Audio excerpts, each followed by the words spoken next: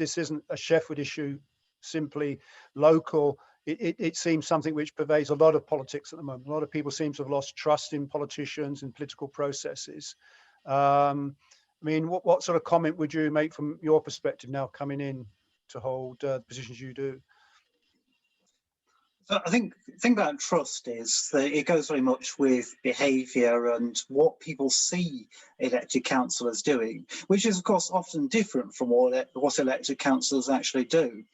The advantage of going to committees is actually bring a bit more of the decision making out into the public, so people can see what councillors are doing and makes them more accountable. The full council meetings that we've had in the past, I mean, they're frankly just embarrassing for all of us.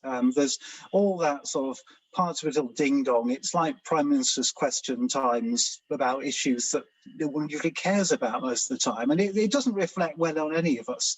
And that's because what's happened is it's the biggest meeting, and you would assume it's where the most important decisions are made, but actually it's not where any decisions are made. Historically, those decisions have generally been made behind closed doors within party groups and then brought out for a sort of show presentation at the cabinet meeting.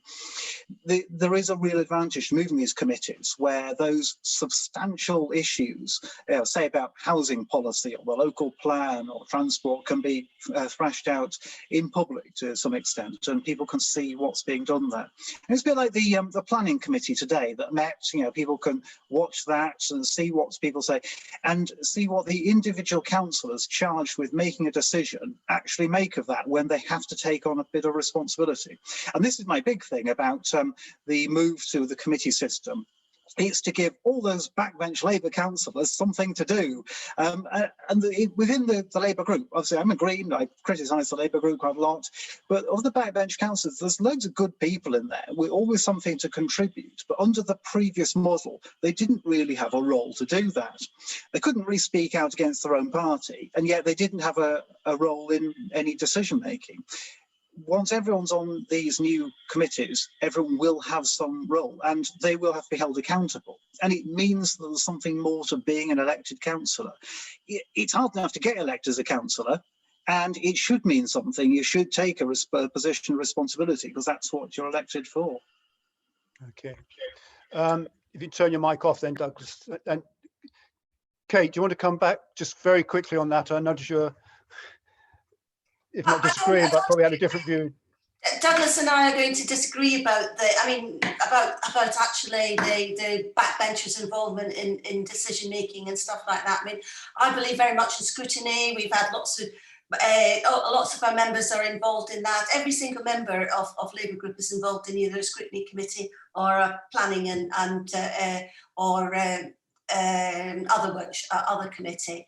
So I was thinking, licensing, that was the other one I was thinking of as well. So to be honest, that's not an issue for us. But certainly, these committees will provide an opportunity for all councillors to be involved.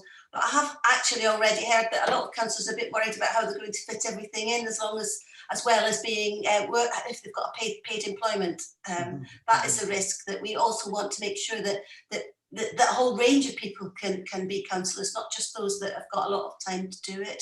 So we need to guard against that. And also, as I said before, the balance between councillors being doing stuff out in their wards. I spend a lot of time out in my ward, volunteering and working with partnership groups. So we need to get that balance right as well. Okay.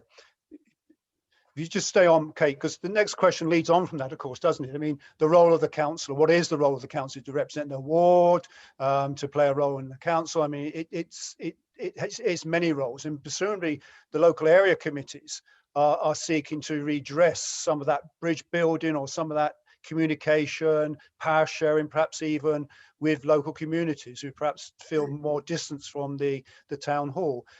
Can you, at this stage, I know it's very early on, but reflect on how the local area committees might feed into the new system, in particular involve local people more directly? Cate, first. Yes, I was fortunate to be. I've been involved in some of the work around the area committees, just the preparatory work when Labour the administration were preparing the proposals. the diagrams of seeing how all of these things will work together, they look like wiring plants actually at the moment.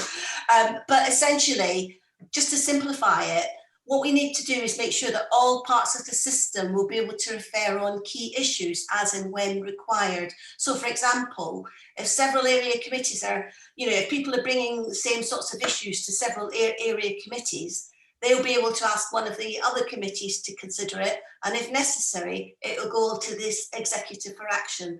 So we don't have any similar mechanisms in place at the moment to ensure that local issues are bottom-up policy making. We don't have mechanisms in place to ensure that local issues can be escalated. And that's, I think, what we've got to make sure that we put in place with all these new bits of the governance arrangements that we're putting in place. I mean, would you like me to say something a bit more about the area committee proposals at the moment, Gordon? Yes, if you could briefly, because I mean, presumably most people aren't completely aware of these. Yes. I mean, I'm really excited about area committee proposals because they're a real opportunity to improve the way we put local people at the centre of everything that we do. So following the big conversation engagement, we've had feedback on the way people want to talk to us and hear from us, and also on which issues they want to be involved in.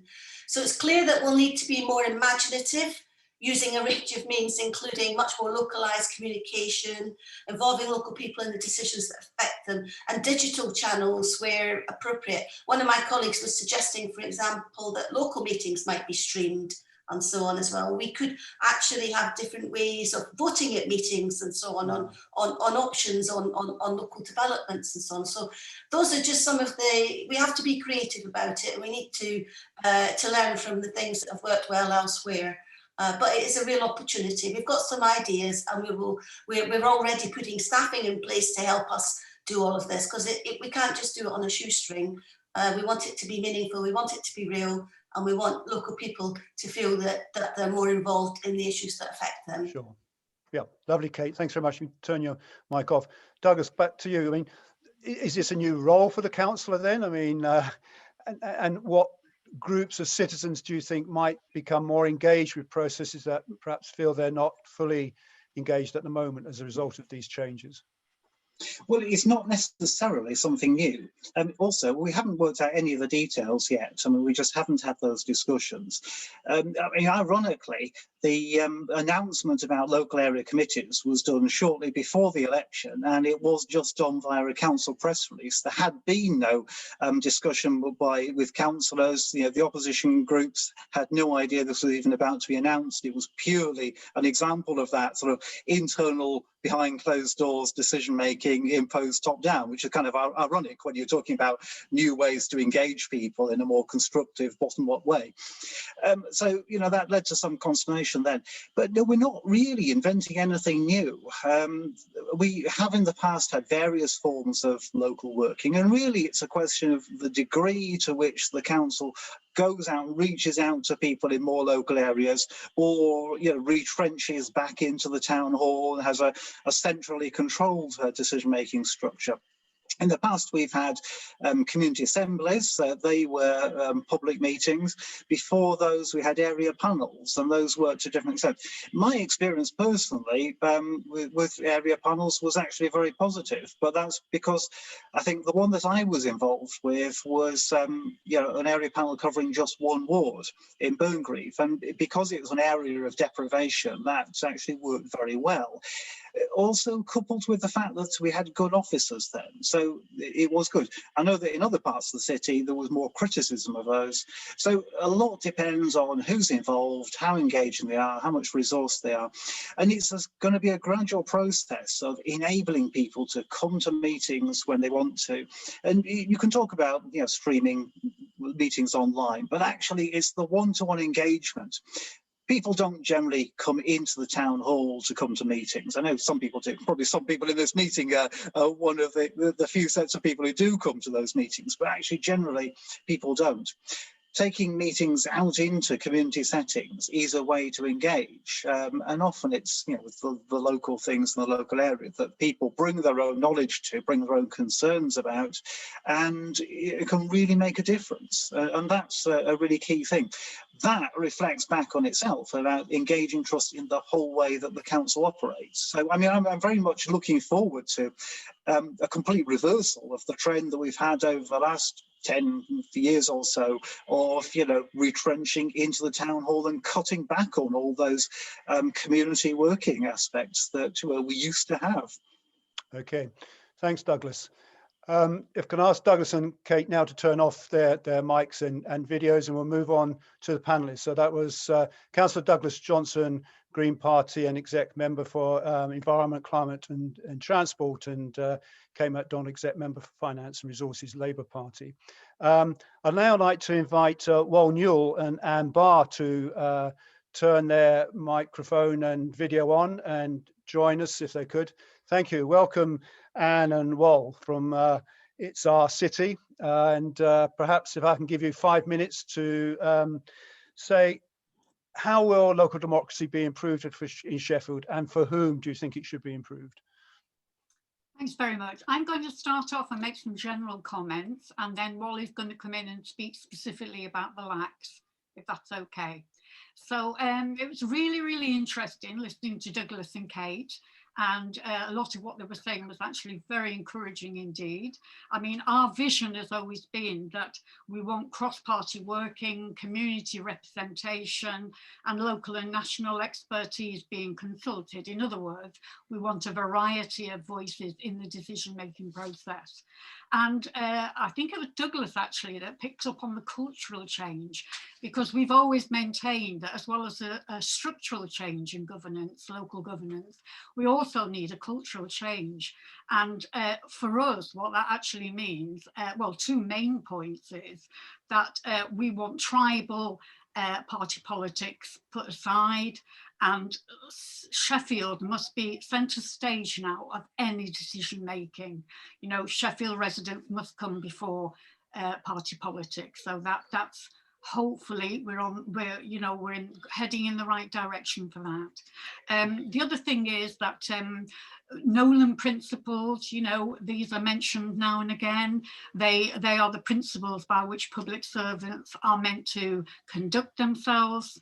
And I know that this is a subject which we discussed also at the big conversation, that we ought to hold all our representatives to the highest standards of behaviour in public life. So those are a couple of things that we mean by cultural change. But so we're pleased to see that we're making the first steps. We really would have liked to see a full rainbow cooperative working in the council, but we haven't quite managed that, but we're on the way to a better system, I'm absolutely sure. Okay. So we are pleased about that, and we are feeling very positive about it. Our big emphasis has always been on community inclusion, because of course that was what we went out to do. We have thousands upon thousands of conversations with Sheffield residents across all parts of the city.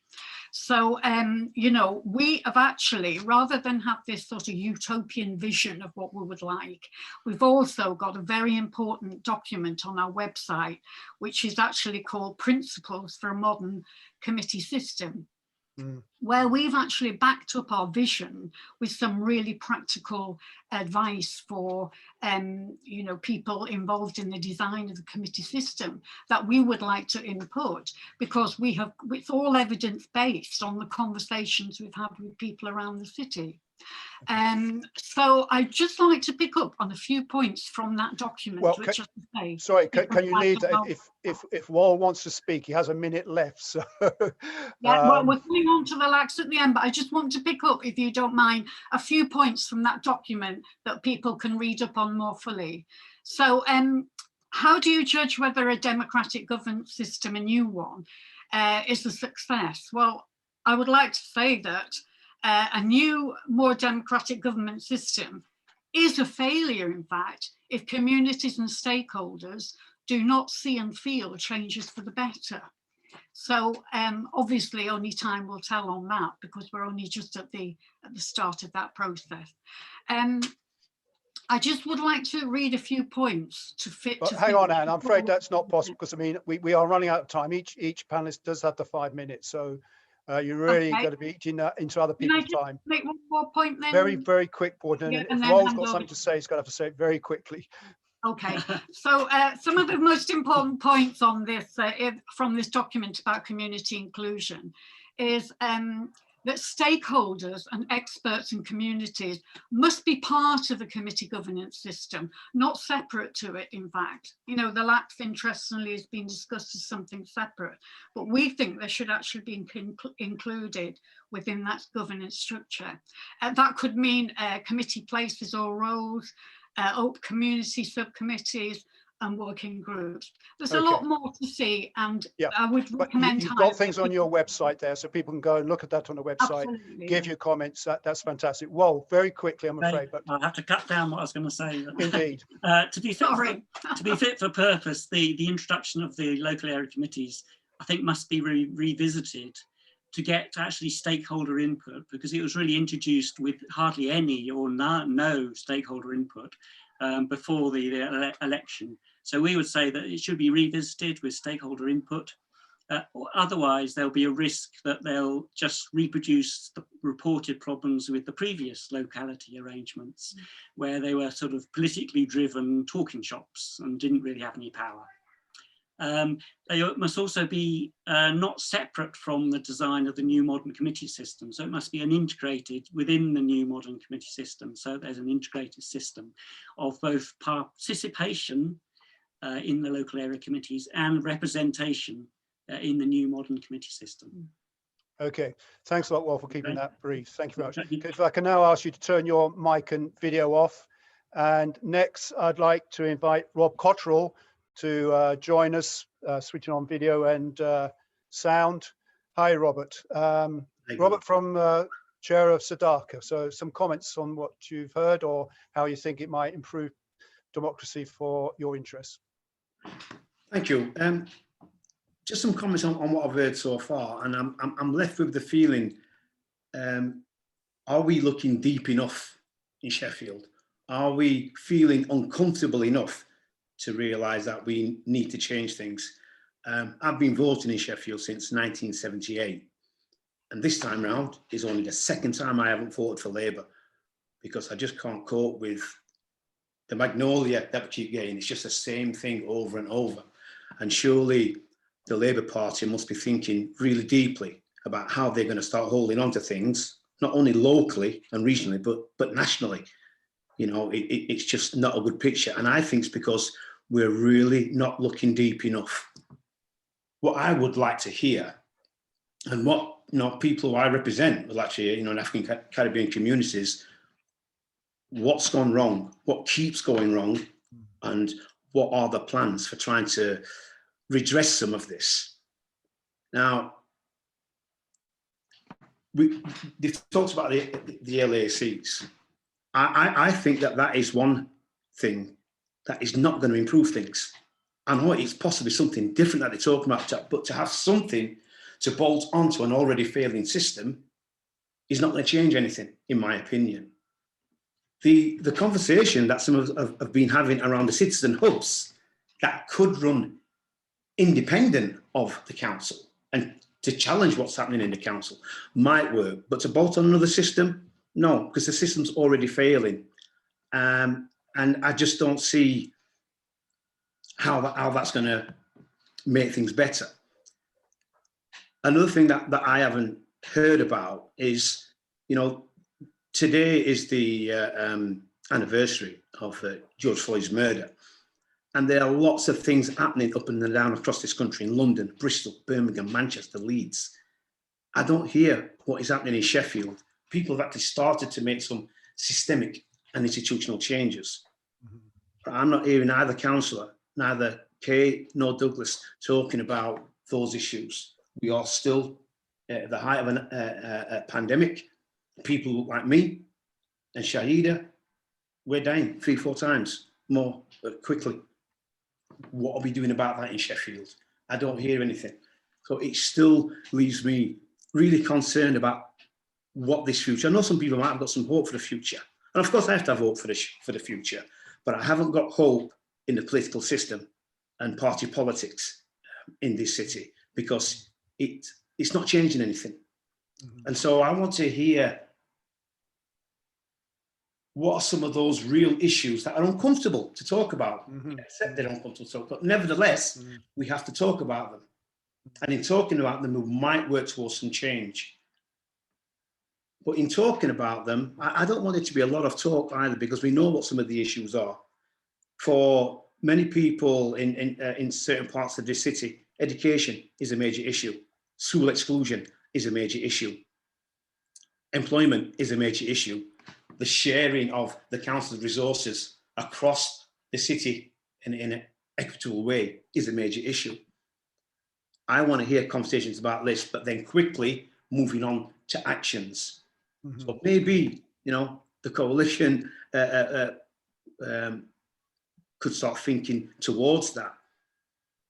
But I'm not left feeling optimistic. I know you wanted us to be constructive, and I appreciate that, but it's difficult to be positive and constructive when you're still in a system that appears to be failing, that doesn't mention some of the real difficult issues that haven't been mentioned tonight. There was an opportunity, you know, the current affairs and news programmes have been talking about George Floyd and Stephen Lawrence all day. That has to be part of what we're doing here in Sheffield. You know, one of the big issues in Sheffield is this ongoing business of the pupil referral units.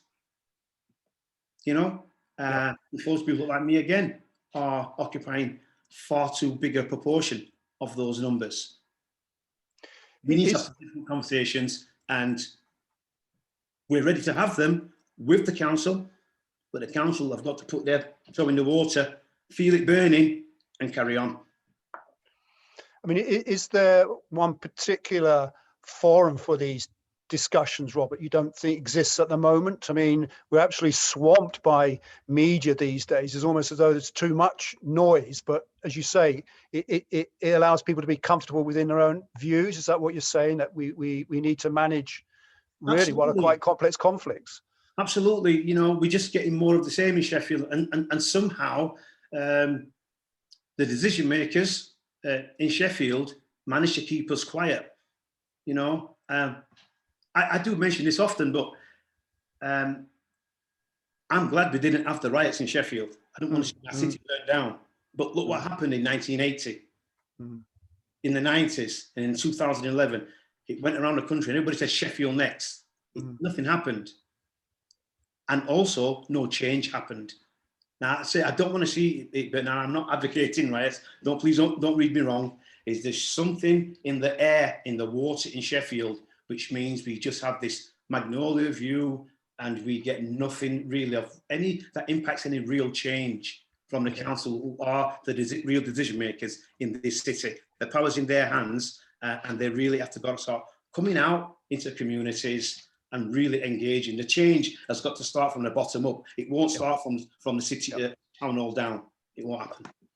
Great, Robert. Thank you very much for that contribution. If you'd like to turn your mic and video off, and next invite Shahida Sadiq to join us, from FaithStar. So again, 5 minutes, Shahida, on what you've heard and how do you think democracy could be improved in Sheffield? Thank you, Gordon. I've sort of been listening and reflecting on what people have said, but I came here with a very clear message that I wanted to give about local democracy and for whom it needed to serve. And for me, it needs to serve those underserved communities who are furthest away from the decision-making processes and systems. I think at the moment, and certainly for at least a decade now, we've been so focused on maintaining a status quo in this city that we've been so risk averse to doing anything transformative or radical for our communities, which has meant really, in a sense, similar to what Rob was saying, that we haven't enabled change. I think part of that has been the local democracy in our city. We've disengaged and disconnected communities from each other and from the services that are meant for them. And so we've kind of ended up in this very strange place where decisions, you know, were kind of taken in this pyramid strong leadership model, but more and more those decisions were less and less reflective of the communities that they were meant to serve. And I think for me, kind of where the future is. It's about being really transformative and really radical. I don't want to be focused on processes and structures and systems. There's a purpose to them, but I think our overriding aim should be about what is it we want to do for our citizens in Sheffield if you study, work or live here. And I think one of the most key things, and Rob touched on this, is how are we reflective in our decision makers of the people that we serve. You know, by 2025, we'll be about, you know, a demographic of 750,000 people, of which 25% will be from different racial groups as well. And yet, how are they reflected in the decision making? How are their needs being met? And I think for me, if how we develop the local area committees, and as I think Doug was saying before, these are nothing new. It's just a different title and we've rebadged it, but we've had it before, so it's nothing new. I think for me is how are we going to do it differently this time? And I think the other key thing is about, and this is, and I'm using these words very, very particularly, it's not about empowering, because when you say empowering, that is saying I'm giving somebody power. So there's all immediately a power imbalance. But for me, there is something about how do we give communities themselves, through a process of local governance and democracy, agency to make their own decisions and to impact change for themselves. So whatever local issues there are also local solutions in those areas, in those communities. And what I feel quite often, and the pandemic has shown this with the work that we've done over the last 15 months, there were some phenomenal people and communities and organisations and areas in this city that stepped up for this city like you wouldn't believe. However, they did that despite all of the systems, and the systems came on very, very late to kind of support that. And for me, I think there's something very, very key about how do we engage with, support. And when we talk about decision making, it's not just saying to people, oh, well, here's the system we've created, come and make decisions. It's also about saying to people, we're going to support you in how to make those decisions. We're going to inform you and educate you and raise your awareness so that you know how local democracy works and how you can make it work for yourself. Because actually, if we don't enable agency in our communities, this kind of divide that we have between those people who know how the system works, know how to make it work for themselves, the cronyism and the status quo and all of that kind of stuff, and the abuse of power and lack of transparency and accountability. Some people will know how to play the system, but actually it's the people who have to live in Sheffield, those people who feel so far removed, and the impact that COVID, the economy, the lack of social justice, the lack of racial and social equity in the city is impacting on their lives. How are we going to reconnect that with people? And for me, it's not about let's set 7 local area committees and, you know, invite people. It's about actively engaging those communities and actively engaging with that agency that communities are saying to us, this is what's not working, this is how we need to make it work, who can we hold accountable? But very quickly, Shahida, in response to that, I mean, would you share the view of Robert that in Sheffield it is different to other cities, that something seems to not allow some of this to really come to fruition? Absolutely. I think one of the things that we've lacked in Sheffield for a very, very long time, and this isn't a criticism of any one person or any party, it's a lack of creativity and innovation in leadership. So we have some amazing people in Sheffield who are our community assets, but we very rarely invest in them as people or as leaders of our city, or as even people with voice and influence.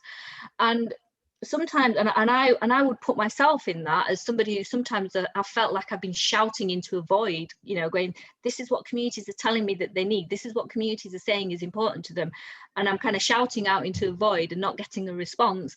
And I've known, you know, whole generations of people that have felt like that, and I know this is something that Rob will empathize with as well. There are generations of people that look and sound like me and him, who actually, you know, we've been impacted by policy and decision making that were designed for the Windrush generation, that were designed for our children's grandfathers and great grandfathers, but they're still being applied to us as if we just came last week.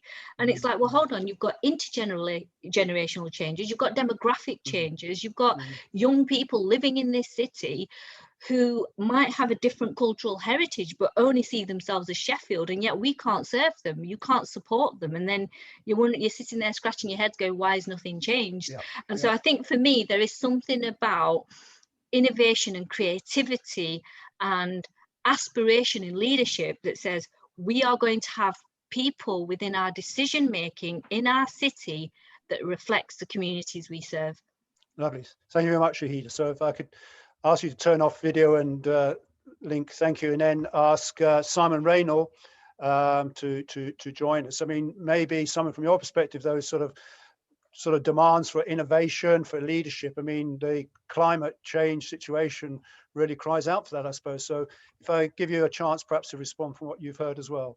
Yeah, I mean, first thing I say is just that I very much welcome the fact that we now got an alliance running the council, and I think the sort of shaking up of the that's involved in that process is potentially a really beneficial thing that could re-energise local democracy. So I'm kind of quite hopeful in a way. But from a climate point of view, I'm just going to pick up on one particular thing, which is that citizens' assemblies. Over 2 years ago, the council decided that it would hold a citizens' assembly on climate change. And they haven't done yet. Obviously, COVID didn't make it easy, but it's something they haven't followed through on up to now. And I'm hoping that the alliance of Greens and Labour together will re-energise and this process. So those who don't know it, what a citizens' assembly is, it's a bit like a jury where you pull out members of the public by a process called sortition at random, kind of weighted in terms of ethnicity, race, and class, and so on. But you entrust them with decision-making powers, basically. You take a leap of faith and say that ordinary people in this situation, if you provide them with the information, will make sensible and good decisions. And so it involves the councillors in a way handing over some of their power. But it's potentially a very powerful and beneficial process. Several areas have done it and have had citizen assemblies on climate change. And the one very positive example I give is North Tyne, where the mayor there, Jamie Driscoll, was a very good mayor. What he did was he addressed the first meeting of the citizens assembly and said, obviously I have budgetary constraints, but given those, I'm going to do everything I can to actually implement whatever recommendations you come up with at the end of this process. And that's what he's now doing. And you contrast that with Leeds, where they had a citizen assembly, which is very well run and all that, but they came up with their recommendations, one of which was that the Leeds Bradford Airport should not be developed and expanded. What actually happened then 18 months later was the council, who set up the Citizens Assembly, decided to support the expansion and development of Leeds Airport. So that kind of reduced what should be a democratic decision-making process to being like a talking shop or kind of even greenwashing on behalf of the council. They could say, oh, yes, we've done this, we've taken climate change on board. But actually they didn't follow through. They didn't do the recommendations that the Citizens Assembly made. So my sort of challenge in a way to the councillors here is to pick up this ball. They've made the commitment years ago to having this Citizens Assembly on climate change, to actually follow it through, do it properly, give them power, let it be a process of democratisation, and make it as kind of vigorous and publicised as possible. So have public meetings in communities, involve the local action committees if you can in some way, and really try and get some momentum going for cross-party involvement in climate action and what we can do locally, but above all do hand over the power and follow through on the recommendations that the Citizens Assembly makes. So I mean that's all I'll say for now. Okay, thank you very much, Simon. Thank you. If you turn your video and mic off. We now really need to address the questions that have been coming in. So I ask you to keep those questions coming in, also to vote on the ones that you most want to be asked. So I'm going to take these and then approach people on the panel or the two councillors for their responses.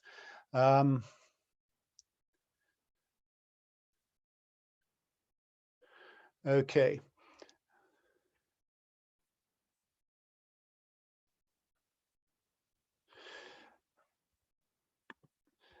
the first questions that are coming up well, they concern the local area committees. Now, I think, you know, we're all aware these are early days, but two aspects of that, which I think in my mind are interlinked, is how will direct participation of people be encouraged, allowed within those local area committees? And also that's linked to the areas they cover. And I always quite interested in areas to be covered, because it's just a little bit more than just boundaries. It's a sense of a community does have shape to it. And my understanding is these local area committees are quite large. So I suppose what's behind that question is the area which currently has been proposed are too large. Cate, can you first of all come in, please, just on the local area committees, if there's how direct participation is going to be encouraged, and the areas that they cover, is it possible to reflect on their size and the representation and participation in those areas? The areas, the boundaries that we've got at the moment are the ones that were used for the community assemblies and the local area partnerships and so on. And to be honest, I'm personally quite flexible around, you know, if we can find a better way of doing it, then we should look at that. At the moment, I think people are used to working together on those boundaries.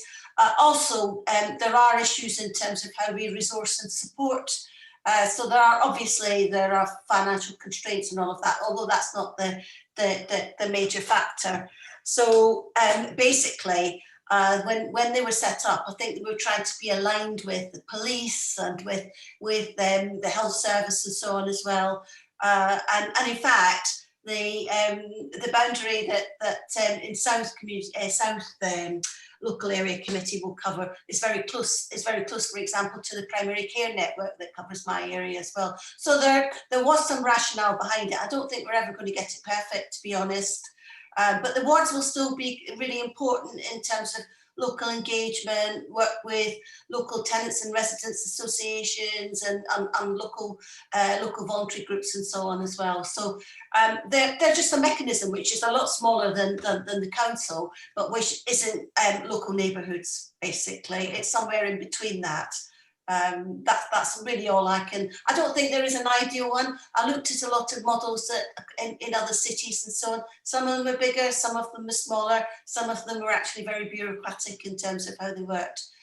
Okay, thanks for Cate. So if you sign off now. Shahida, can you respond to that?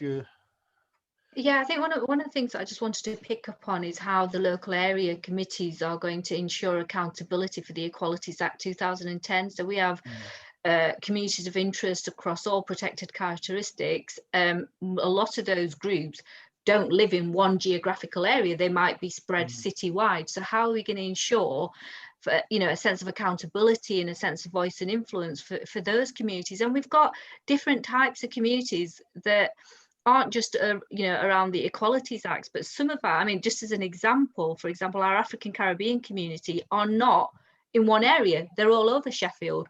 And I think we've got to get away from this idea that, and I'm just particularly talking about race here, but actually communities have changed, the demographics have changed, where they live has changed. And this notion that, we can identify or speak to in a geographical area the needs of communities isn't going to be as clear cut as that anymore, because communities identify as a group in different ways.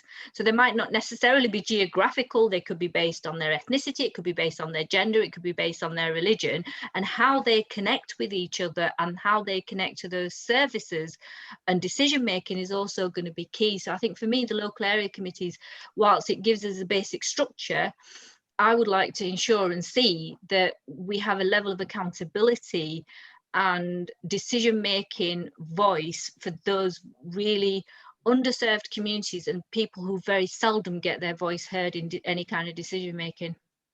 Okay, thanks, Shahida. Robert, do you want to add to that at all? A similar perspective? Yes, thanks, Gordon.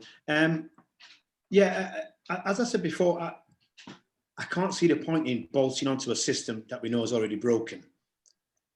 the party political system in Sheffield does not work for far too many people. I don't know the percentage, but how many people turned out to vote 3 weeks ago? What percentage of Sheffield's population? Do we just disregard, you know, 60, 70% of people because they can't be bothered to engage? No, I just don't think we can do that. I think one of the things that we can do is to really, you know, following from Shahida, get really creative. And some comments in the chat box there. Get really creative in Sheffield. Devolve some of the budget. Yes, I know I've seen comments there that, you know, we've lost 40% of our budget. So it's everywhere else. It's a national programme. But people are still being very creative. They are creating change.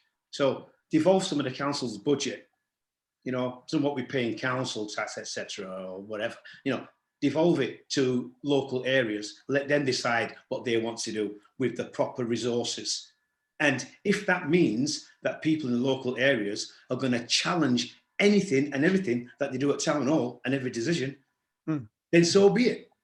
Because we are the people. People in the town hall are only there because 35% of the population put you there. And that's it. Sometimes I just feel that that system is so broken that it's barely worth us having to spend too much time. I'm not being disrespectful to anybody here, but, you know, I'm born in this city in 1960. My dad used to vote for Labour. He voted for Labour whilst he couldn't be a trade union member because he was denied being a trade union member. Sorry, Mr. Cotterell, I'd like to be a union member, but the lads won't like it. Well, of course they would, because numbers meant prizes in the 50s and 60s in trade unions. You know, I've lived through the winter of discontent. I've lived through, you know, the riots and the impact. I've lived through the school exclusion, which has been it's a decades-long programme which followed on from the ESN schools, Education in Subnormal Schools. I've been through looking at people who look like me, have been at the top end of unemployment, at the bottom end of getting support, you know, for young entrepreneurs and young business owners. I'm still going through people looking like me, 6 times more likely to be stopped and arrested. I'm more likely to die of COVID. My sisters are more likely to die, 4 times likely to die in childbirth in England in 2021. The list goes on and on. And so when we look at racism, it isn't just looking at someone who looks like me, because it's a multifaceted issue. It's around gender, it's around disability. When we talk about disability, do we talk about a young black kid in a wheelchair or an older man? No, I don't think we do. You know, when we talk about gender and when we talk about age, etc. No, we have a daycare centre at SADACCA, and the daycare centre came into force at SADACCA in the mid to late 90s, because social care in Sheffield were not catering for black elderly people in the city. We've been in the city since the 1950s, some been in since the 1940s. It's a long list, it goes on, it's multifaceted. So let's just do something different. Let's stop thinking that this system at Town Hall will all of a sudden wake up and start doing the things that we want on the ground, that affect our lives on the ground, because it's not going to happen. Thank you, Robert. Thank you. Thanks. Douglas, you've got to bring about change that we just heard has been demanded. Well, something's got to change. I mean, the thing is that we always talk about local area committees. No one's got any idea how they're going to work out, because no one's had any of the discussions. For a start, there's got to be a big public consultation and get some of those ideas out there. This session is a really good one to start thrashing out what they're going to be.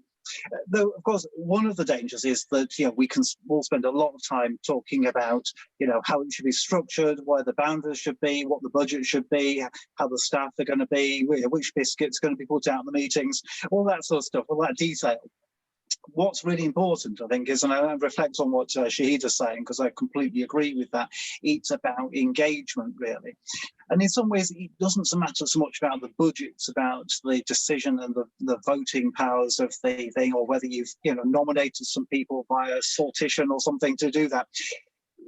What matters is whether people feel engaged, whether they are engaged, and whether they feel they're taking part in something, because actually most council decisions aren't really done with, you know, a formal vote. It's about a process of, you know, to and fro, working out what the issues are, what needs to be brought up as a priority, what are the important things to talk about, and what are the things that, you know, don't need to be talked about right now.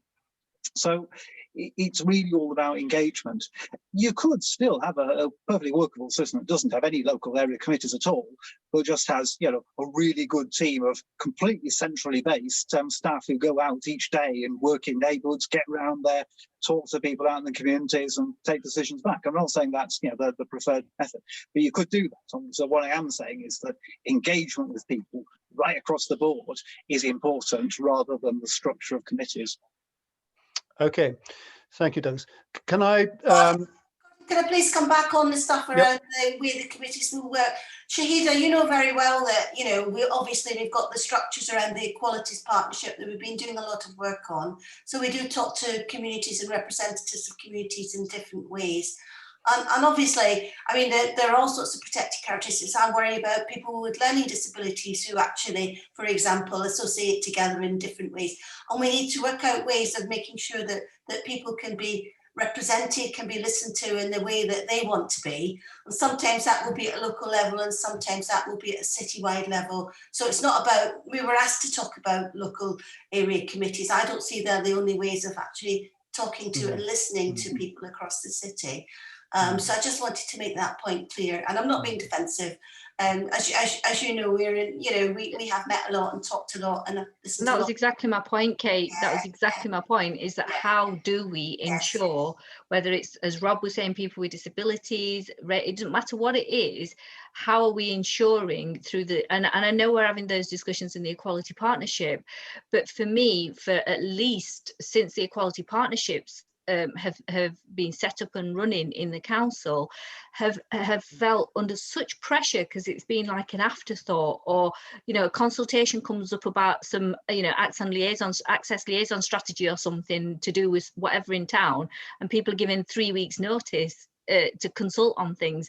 And for me, there are some basic principles, and not just about the Nolan principles, but what's happened to the compact, the agreement between the public sector and the voluntary community faith sector, that says at an absolute minimum we will give our voluntary community faith sector organisations 12 weeks consultation and notice period before we bring any strategy, framework, policy or whatever.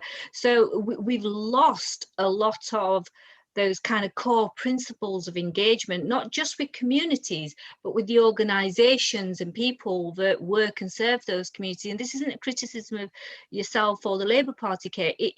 I absolutely agree with you that when we're talking about people with learning disabilities, when we're talking about people, you know, it don't matter, pick anything.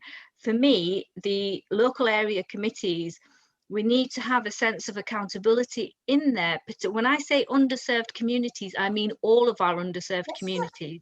And how are we going to engage those people that for at least a decade, you know, bearing in mind austerity and everything else, so that for at least a decade have had no voice into some of those systems that impact the services and the way in which their lives are impacted. And I know different decisions, budget decisions and all that are really, I know people have had to take some really, really tough decisions, but actually we've quite often not explained to people how we came to those decisions, why we came to those decisions. There's been this implied assumption, austerity's hit us in Sheffield, we've lost 40% of our budget, we've got tough decisions to make. Well, tough everybody, we've had to make them. Instead of actually saying to people, do you know what, it wasn't an either or, but here's the thought process, here's the decision-making process, and here's how we got to. I can guarantee you 9 out of 10 people in Sheffield will be like, yeah, I get that, yeah, that's fair. I want the most vulnerable people in Sheffield looked after. I want health and social care to be focused on. I want elderly and young people to be focused. Most people would back that. I think the failure in the system across all political parties has been that it's been more about political point scoring as opposed to being about being civil servants and serving our communities.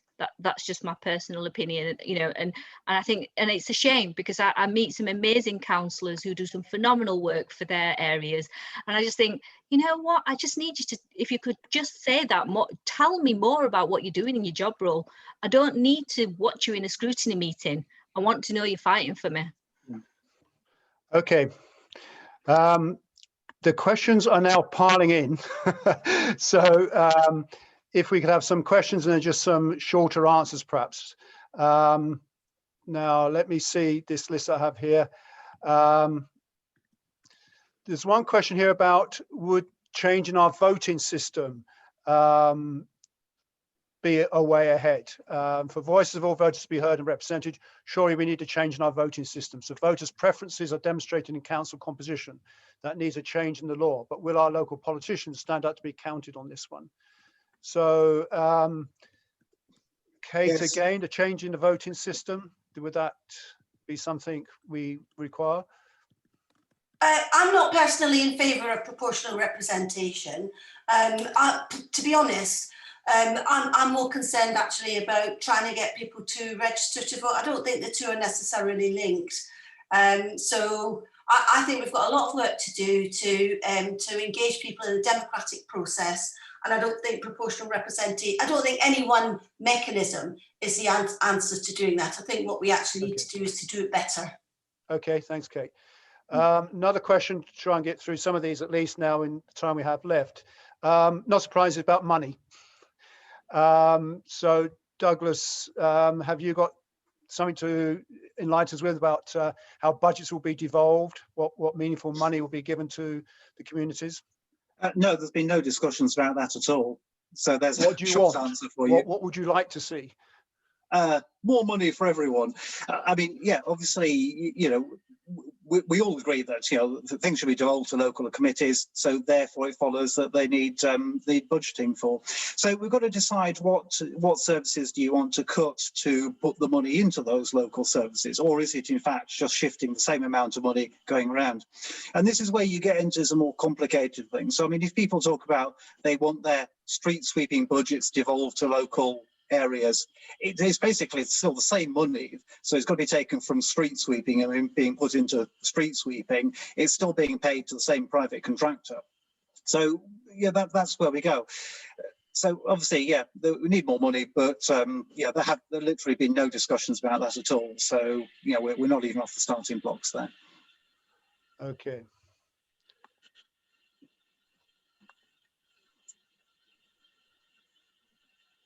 Very popular question is, where are Terry Fox or Julie Grockett tonight? Does their absence indicate a lack of commitment to participatory democracy?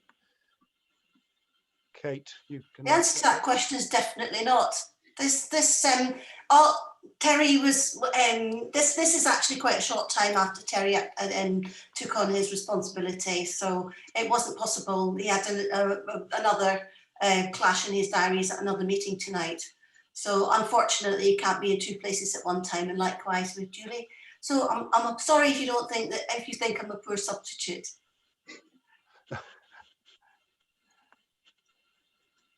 And there's a question here picking up on Robert's comments.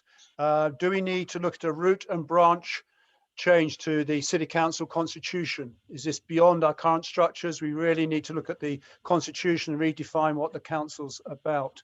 Perhaps I haven't given chance for Anne and Woll. I mean, is that something which you would advocate or see from your campaigns?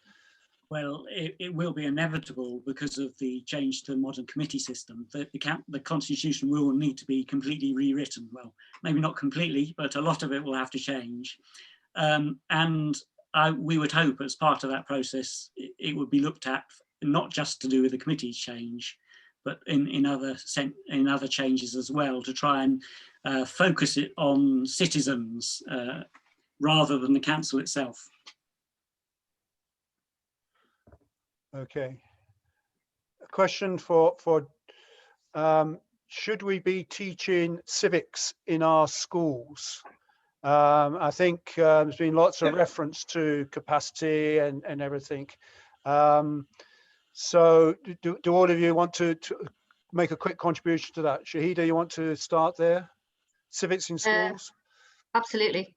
I think we've lost at least 2 generations in this city who haven't been engaged with the civic and democratic process. We were, you know, I look at Rob here, but we were very lucky growing up. There were some amazing mentors, radical, transformative community activists and leaders. We went through the civil rights movement as we were growing up. There were people that inspired us to get involved in local politics, and part of that was coming from a place where we felt unvoiced and we're facing so many injustices. So we were taught how to fight for our rights. We were taught about whose door we needed to go and bang on to get something for our communities, because actually if we didn't do that, it was a matter of survival for our communities.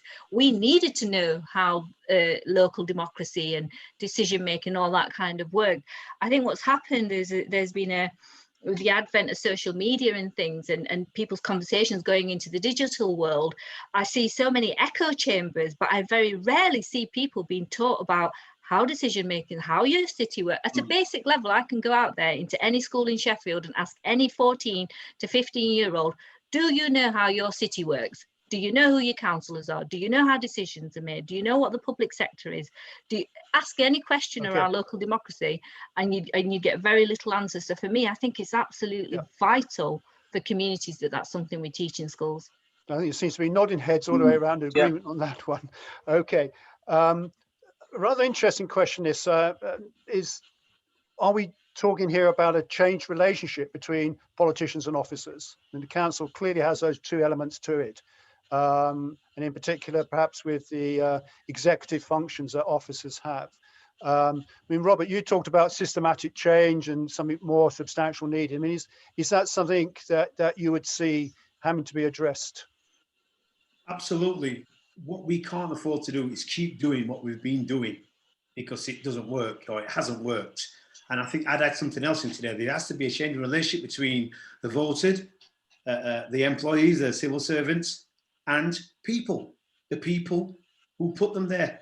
You know, it's got to be a tripartite change, because if we don't, we're just going to sit here, wait for the next election. I'll have to speak for myself. I'll be honest. I'll go to the election box and I just keep looking up and down who I'm going to put my X against, and I'm really not sure. You know, it's true. I don't know if anybody on this call, if anybody would admit that, but I do. You know, I just knew I wasn't going to vote for Labour, because enough is enough. And yes, there has to be root and branch, and that's what I mean about, you know, the elected officers and the civil servants. Got to have some really uncomfortable decisions, because it's going to mean that some aren't going to have a job in the way that they had before. Some aren't going to be able to represent in the way that they represented before, because it's just not working. Okay. Anne or Woll, have you got a comment about that relationship between officers and politicians?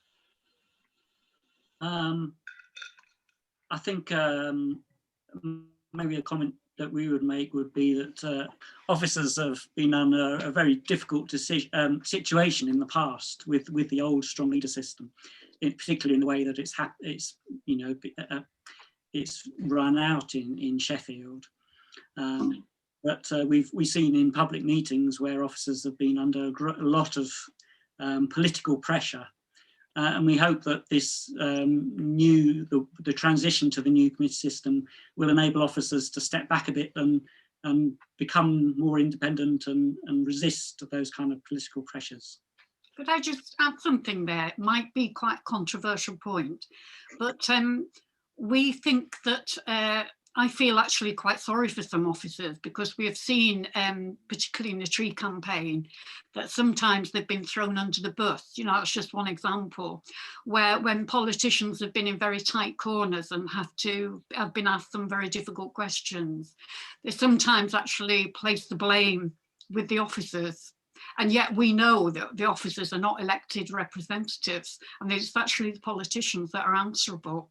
So I think that, like Woll says, we've seen that they've been in some very, very difficult situations, and I'm sure they're working really hard to do a good job.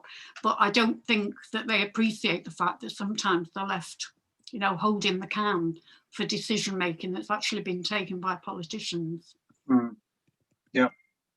Okay, Great. Douglas, you want to further comment? Well, just to say, I mean, in the few short days that I've been part of the executive and since the elections, we've seen a different side of officers. And I think what's really encouraging is that this working relationship is going to be different, because officers now have to report to two parties, not just a single party.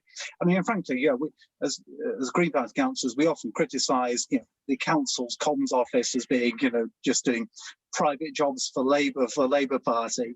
Well, possibly unfairly there, but yeah, it is what we observed all along, because it was a whole team of people completely controlled by a single party group, and we saw that exploited.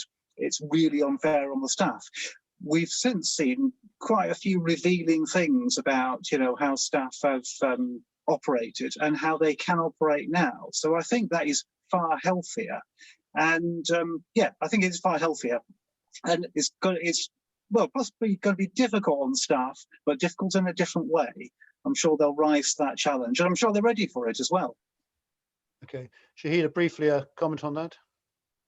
Yeah, what we've got to remember, and I think this is a fundamental point, the elected members' decision making at cabinet level is what local authority officers have to enact and enable and empower. So whoever the political, I mean, at the moment, yes, we're in a coalition, cooperative, executive, but whatever political parties in power, local authority officers have at times been unfairly scapegoated. But ultimately, what I've seen from local authority officers is that they're navigating a political landscape that is not necessarily about them doing their jobs and providing services, but it's about navigating a political landscape that says it doesn't upset XYZ councillor, or, you know, or you will have some councillors that shout the loudest, that can get the most, but actually from a legal perspective, from a budgetary perspective, financial economic perspective, from an executive function perspective, you know, the council's sitting there going, actually, this could bring a lawsuit onto us, I can't do that. And so for me, there is this, again, this fundamental thing about educating people about the difference between your elected representatives making decisions and those who enact what those decisions are, and where accountability lies for that. And I think there's been, for far too long, local authority officers have been so risk averse because they're afraid of the political fallout, as opposed to saying, and this is what we can legally do. Okay. Can I just say that I really have to comment on what fantastic officers we've got in Sheffield City Council, and it is their job to support all the councillors on the City Council, and they do a really good job of doing that. I don't like to hear them sort of being used as, talked about as though they're pawns, they're not. They are highly respected in their own right, and they do a great job by and large. So I just want to say that absolutely clearly. Now, I don't agree with Douglas at all that they are the pawns of the ruling group. They are very professional, and they will advise all groups and all councillors to the best of their ability within the law and within the constitution.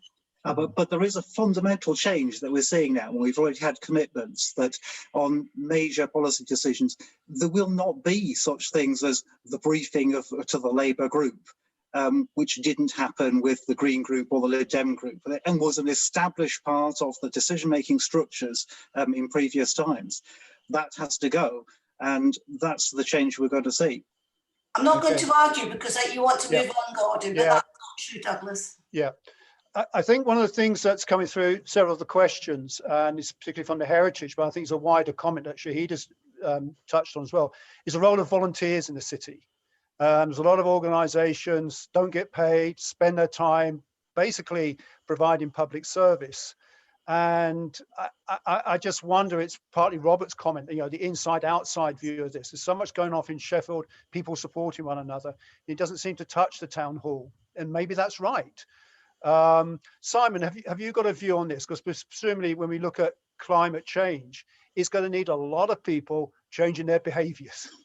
It's not going to simply be the city council telling us what to do. There's going to be a lot more effort required to bring about the change required, isn't there not? So the role of volunteers, how does this engage with what we've heard this evening, do you think? I mean, obviously it's really important, but I mean, I would say that, you know, I think the climate movement is massive and is only going to get larger, and it's a really good example of people becoming engaged and demanding change. And I think it's just a matter of as I said before, the council being a bit more receptive and aware of what pressures are coming up from below. But I mean, I'm kind of optimistic, because I think the shake-up of the system within the council it has opened doors and brought a new energy to it. So I sort of think, yeah, I think things may get better. But that to me raises a very interesting question, because I mean, innovation, which is what Shahida's talked about, yes, comes with risks. And I got a sense with Robert that we're not particularly good at taking risks. We're not facing up to some of the difficult challenges and questions. I mean, does anybody want to, how far do we need change in this city? I mean, I get a sense from the questions I'm getting, this is not enough. What we've heard tonight is not enough. We want more. Does that surprise our city campaign? I mean, can I ask you? I mean, is this the end of your campaign as such, or do we really need some more fundamental changes in the city? Well, possibly, but that won't really be down to us. I mean, I think. What did you find when you're on the streets? I mean, you did a lot of campaigning. What were people telling you? What's the voices you heard within the city? Well, maybe to hark back to one of the previous questions, is that they were very uninformed about how the council made decisions, and they were really shocked to find out that it wasn't the way they thought it was. So there's a fundamental thing there about it, education. In terms of the voluntary groups, we did speak to many people in voluntary groups, and they very often said that the council was extremely difficult to work with, and that they thought change was needed. I think one of the big things that they said was, when people say that the committee is going to take more time and be more dragged out with decision making, one of the biggest complaints was with the cabinet system, that sometimes people, whatever the question might be, a heritage problem or whatever the particular problem was, that it sometimes took up to 6 months to get an appointment to actually see the cabinet member, because obviously that cabinet member was dealing with so much, you know, their brief was so wide and inclusive. So yeah, I think they felt, and one of the biggest things that they said to us was, again, no matter what the issue, we are not being listened to. And just to go back to a while ago, we were talking about consultation. You know, so often it is a tick box exercise. And what has really got to change with the new system is consultation has got to be meaningful, and decision making has got to reflect that consultation has been taken on board before decisions are made. I mean, that sounds like a really obvious thing, but so often there's a tick box consultation when actually the decisions have already been taken. I think we've seen that again with the bus campaign. Okay. So I think one of the biggest things was, as Woll said, people didn't understand what was happening, but they also felt they weren't being listened to. Okay. Another issue that comes through some of the questions is, of course, money. Who decides how the money's divided up, where the money goes. I believe I'm right in saying that the council had started open meetings about some of the budget. And I believe there's other cities which have much more open debates about how money's allocated, and actually allows communities to allocate a certain proportion of budgets. Is there, Douglas, Cate, any proposals? Is there a pressure here to change how money is allocated, funding occurs in the city? Do you mean this at a citywide or a local level? Because there's going to be significant funding devolved to a local level, which would actually give the opportunity for people to have much more say in how that is spent. So, for example, there's already £200,000 per area committee already been allocated as part of the original council decision, and there have been also an indication about other budgets that will be gradually devolved over the next year to 18 months as well. So that's, if you're talking about a local level, that's the whole point. So there'll be lots of opportunities. But at the end of the day, those are quite marginal sums of money. I mean, I think some cities have actually said, well, too much is spent on this policy area. We would rather have more money spent on this, and actually see quite, I mean, it goes back to Robert's point. I mean, that then raises very important questions in the city about what sort of city do we want to live in? How would we choose our money to be spent? Well, certainly that is a model to which we will be moving, so that, you know, we are much clearer about how money is spent in relation to priorities and so on. It's been a long-standing thing, hasn't it, among some councils, that here are priorities, and having talked to and consulted with local people on what those ought to be, then obviously they ought to be reflected in the decisions that we make about funding. So definitely that's on the agenda. Okay. Shahida again. Shahida, then Douglas. Yeah, I just want to take it back one step about budgets and finances and resources into our city.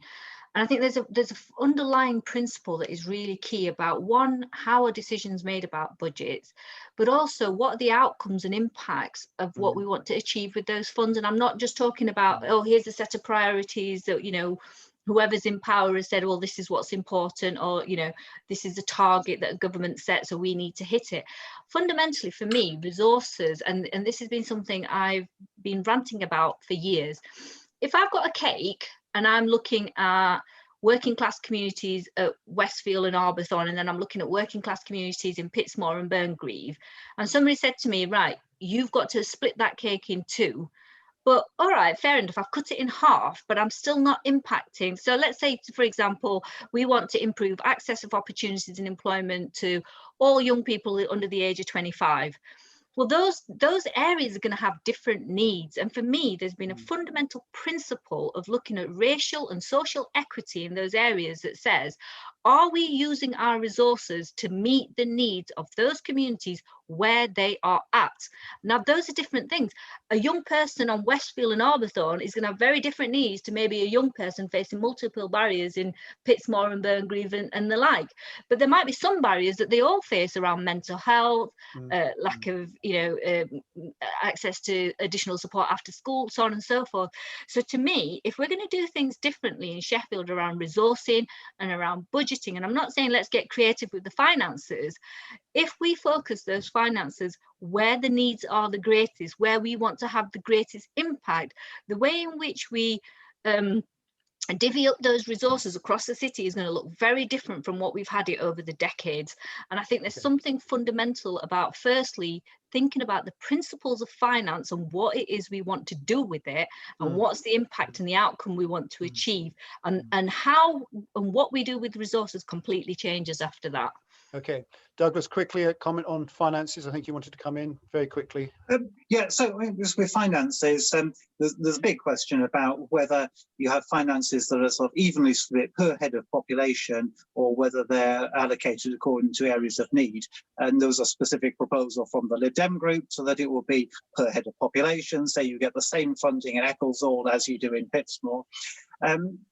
So that's one thing, and we're quite clear on that funding needs to go to need. But there's also the question about whether funding is the answer at all. And there are just some things that do need to be done on a citywide basis. It's just not appropriate to try and divvy things up to small areas when the mechanisms behind that just don't work like that.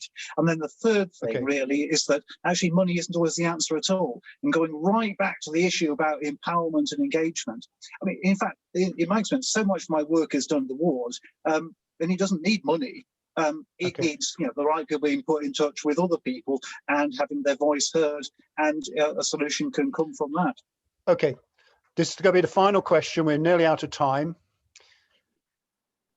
When will we see change actually happening? What's the timescales and what we've been talking about this evening, and who's going to be the judge of that? I suppose the electorate, but when can we really see some change, difference from this? Cate, can you sign us off with a quick comment on that? Obviously, this is not going to happen overnight. Cultural and behavioural change cannot happen, and fundamental change cannot be achieved overnight. The first thing that we're actually going to see are some different structures, different ways of working, and different ways of involving people in the choices that we can make at a local level. Okay. Can I say thank you to you all? We're 1 minute from 7 o'clock, so bigger things now happening apparently. I hope you've all been able to make a contribution. I haven't been able to address all of the questions we've had in, but hopefully we've addressed much of the flavour of them. And I certainly like to thank Councillor Cate McDonald, Councillor Douglas Johnson, and the panelists for their contribution this evening. And I look forward to living in a better Sheffield. Thank you all very much. Thank you. Thank you to you, Gordon, and everyone else on the panel. Yeah.